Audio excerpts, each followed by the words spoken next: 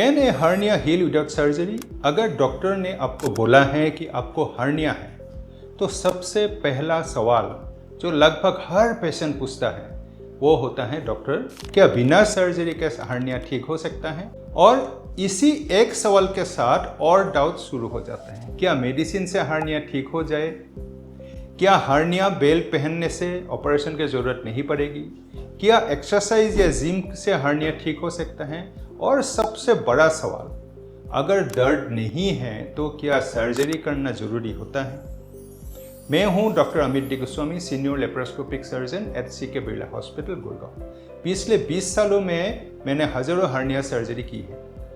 आज मैं आपको एविडेंस बेस्ड तरीके से बताऊंगा कि इन सवालों का कितनी सच्चाई है और किस पेशेंट को कब ट्रीटमेंट की जरूरत होती है। सबसे पहले ये समझना जरूरी है कि हर्निया होता क्या है।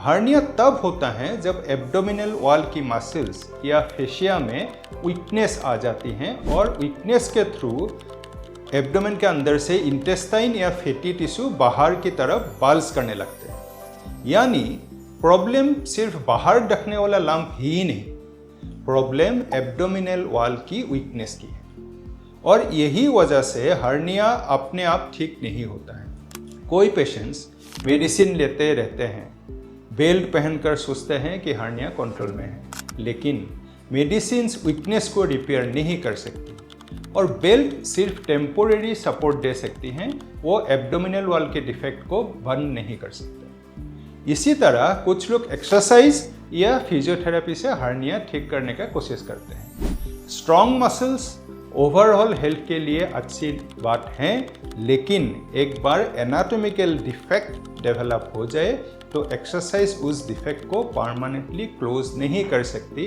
बल्कि कुछ कुछ केसों में बढ़ा सकती है। यानी सिम्टम्स कुछ टाइम के लिए मैनेजेबल लग सकता है, लेकिन हर्निया जनरली खत्म नहीं होता। लेकिन अब सबसे इम्पोर्टेंट सवाल आता है, अगर हर्निया मेडिसिन, बेल्ट या एक्सरसाइज से परमानेंटली ठीक नहीं होता तो क्या हर पेशेंट को सर्जरी करवाने चाहिए? बिल्कुल नहीं। ये सबसे ज़्यादा कन्फ्यूजन होती है। कुछ लोग बिना ज़रूरत पैनिक कर जाते हैं, जबकि कुछ लोग सालों तक सर्जरी डिले करते रहते हैं। चलिए समझते हैं डॉक्टर ये डिसीजन किन बातों के बेसिस पर लेते हैं। हर हर्निया पेशेंट की सिचुएशन अलग अलग होती है। ट्रीटमेंट का डिसीजन सिर्फ लंप देखकर नहीं किया जाता।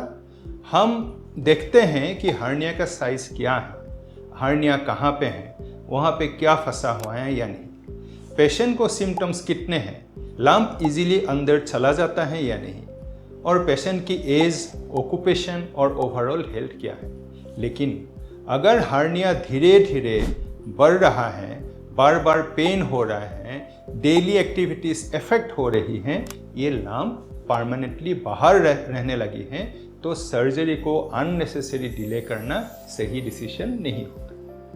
सबसे सीरियस सिचुएशन तब होती हैं जब इंटेस्टाइन हर्निया के अंदर फंस जाती हैं और उसका ब्लड सप्लाई कॉम्प्रोमाइज हो जाती है। इस कंडीशन को स्ट्रेंगुलेटेड हर्निया कहते हैं। ये एक सर्जिकल इमरजेंसी है और अगर टाइमली ट्रीटमेंट ना मिले तो इंटेस्टाइनल डैमेज, सीवियर इन्फेक्शन और लाइफ थ्रेटनिंग कॉम्प्लिकेशंस हो सकते हैं। इसीलिए गोल सिर्फ हर्निया का ट्रीटमेंट करना नहीं है, बल्कि इमरजेंसी सिचुएशन आने से पहले उसे सेफ मैनेजमेंट करना होता है। तो अगर इस पूरी वीडियो का एक सिंपल कंक्लूजन निकलते हैं तो ये है कि हर्निया मेडिसिन, बेल्ट या एक्सरसाइज से परमानेंटली ठीक नहीं होता है, लेकिन हर पेशेंट को इमरजेंसी में सर्जरी भी जरूरत नहीं होता है। सही ट्रीटमेंट का डिसीजन पेशेंट के सिम्टम्स, क्लिनिकल एग्जामिनेशन के बेसिस पर लिया जाता है।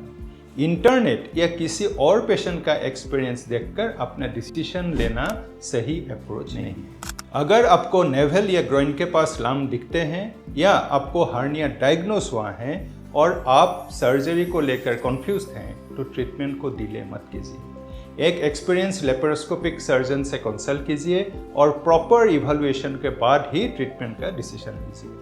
मैं हूं doctor Amit D Goswami, senior laparoscopic surgeon eight CK Birla hospital, Gurgaon. अगर आपको ये वीडियो इन्फॉर्मेटिव लगा तो इसे लाइक और शेयर जरूर कीजिए। हो सकता है ये किसी ऐसे पेशेंट तक पहुंच जाए जो हर्निया को लेकर कन्फ्यूजन में है और उसे सही डिसीजन लेने में मदद मिल जाए।